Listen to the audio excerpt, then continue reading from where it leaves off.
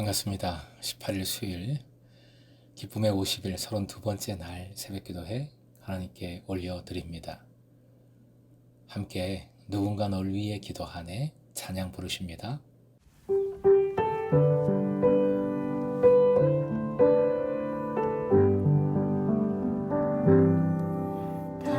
당신이 지쳐서 기도할 수 없고 눈물이 빗물처럼 흘러내릴 때 주님은 아시네. 당신의 약함을 사랑으로 인도하시네.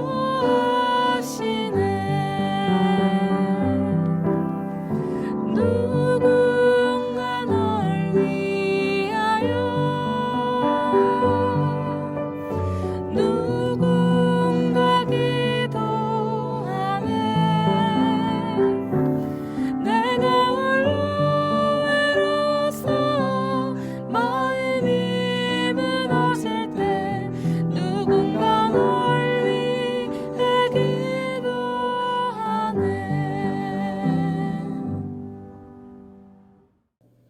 오늘 허락하신 하나님 말씀은 출애굽기 22장 21절에서 27절까지입니다. 함께 본문을 읽겠습니다. 너는 이방 나그네를 압제하지 말며 그들을 학대하지 말라. 너희도 애굽 땅에서 나그네였음이라. 너는 과부나 고아를 해롭게 하지 말라. 내가 만일 그들을 해롭게 함으로 그들이 내게 부르짖으면 내가 반드시 그 부르짖음을 들으리라. 나의 노가 맹렬함으로 내가 칼로 너희를 죽이리니 너희 아내는 과부가 되고 너희 자녀는 고아가 되리라. 내가 만일 너와 함께한 내 백성 중에서 가난한 자에게 돈을 구워 주면 너는 그에게 채권자 같이 하지 말며 이자를 받지 말 것이며 내가 만일 이웃의 옷을 전당 잡거든 해가 지기 전에 그에게 돌려보내라. 그것이 유일한 옷이라. 그것이 그의 알몸을 가릴 옷인즉 그가 무엇을 입고 자겠느냐? 그가 내게 부르짖으면 내가 들으리니 나는 자비로운 자임이니라. 오늘의 기도 제목, 예수님 사랑으로 살고 그 사랑을 행하게 하소서. 예수님 사랑으로 살고 그 사랑을 행하게 하소서. 22장 16절부터 여러 가지 도덕에 관한 법이 시작되었습니다. 첫 부분은 처녀의 순결을 범한 자에 관한 처리 규정이었고요. 두 번째는 신앙적인 순결을 범한 자에 대한 법규였습니다. 오늘 본문은 세 번째 부분입니다. 관계의 순결을 범한 자에 대한 처리 규정이라고 할 수 있습니다. 이 관계가 무엇인지 말씀을 통해 상고해 봅니다. 본문의 첫 구절 21절 한 번 더 함께 읽겠습니다. 너는 이방 나그네를 압제하지 말며 그들을 학대하지 말라. 너희도 애굽 땅에서 나그네였음이라. 오늘 본문에는 입장이 전환되는 말씀이 나옵니다. 21절 말씀도 그런 것이지요. 전에 너희도 나그네였다. 그러니 지금의 나그네를 압제하지 말라. 입장을 전환해보라. 바꿔보라. 라는 겁니다. 24절에도 나옵니다. 고아와 과부를 해롭게 한 사람은 반드시 죽이시오. 그의 아내가 과부가 되고 그의 자녀가 고아가 되게 입장을 확 바꾸어 버리신다. 전환케 하신다. 말씀해 주신 것이지요. 이 입장을 우리는 언제나 기억해야 됩니다. 이 입장은 바로 관계이지요. 하나님과의 관계. 내가 하나님과 어떤 관계인가? 한마디로 21절은 하나님께 사랑에 빚진 자이다 말씀해 주신 겁니다. 하나님께 사랑에 빚진 자로서 다른 사람과의 관계를 어떻게 맺어야 하는가? 특히 나그네, 고아, 과부, 압제해서도 안 되고 해롭게 할 수 없지요. 내가 나그네였고 내가 고아와 과부보다 더 하나님께 대해서 빚진 자였기 때문입니다. 그러기에 하나님께서 만약에 고아와 과부를 해롭게 한다면 그 죄에 대하여 철저히 징벌하시어 그 빚을 갚게 하시겠다. 똑같이 고아 과부처럼 만드시겠다 하십니다. 하나님께서 과부와 고아의 보호자를 자처하고 계십니다. 25절부터 27절 백성 중에 가난한 자에 대한 법입니다.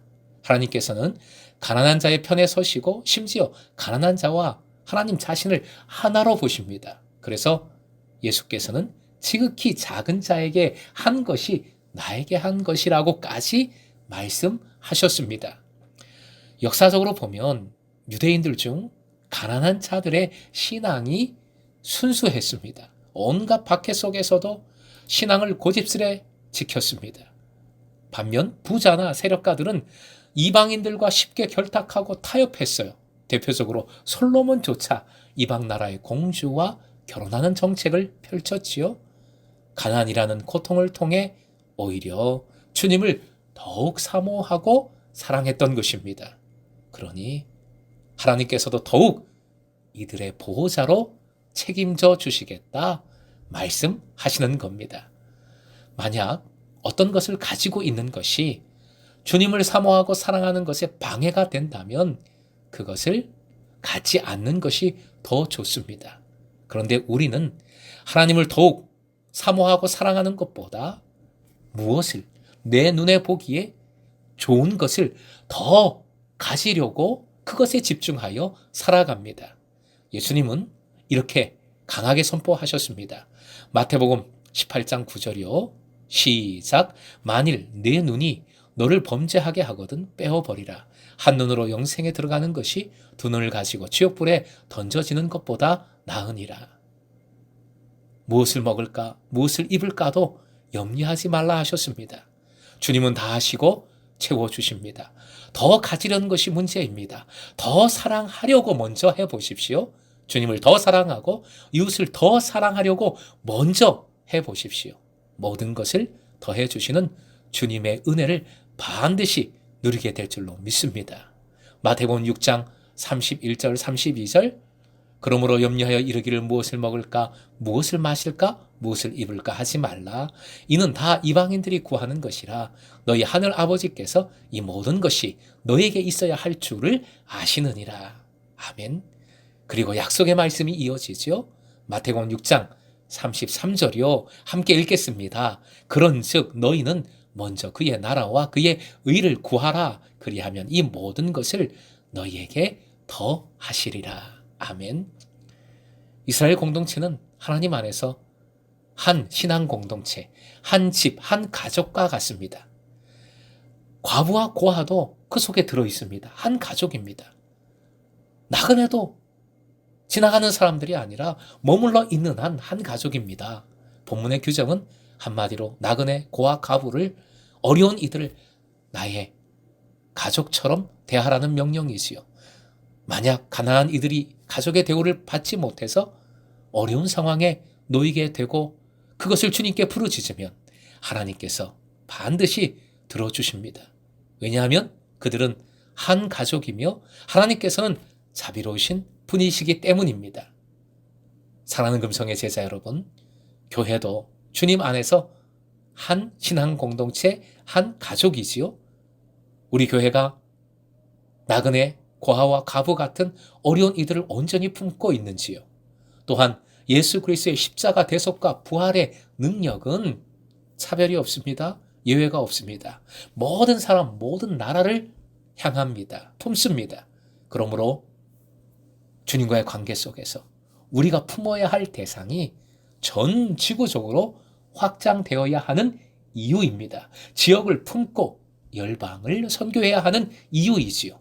오늘도 주님의 사랑받은 자로서 주님과 사랑의 관계 속에서 그 사랑으로 살아가고 그 사랑으로 행하여 복음을 전하고 더하여 주시는 은혜를 누리는 여러분 되시길 주님의 이름으로 축원드립니다.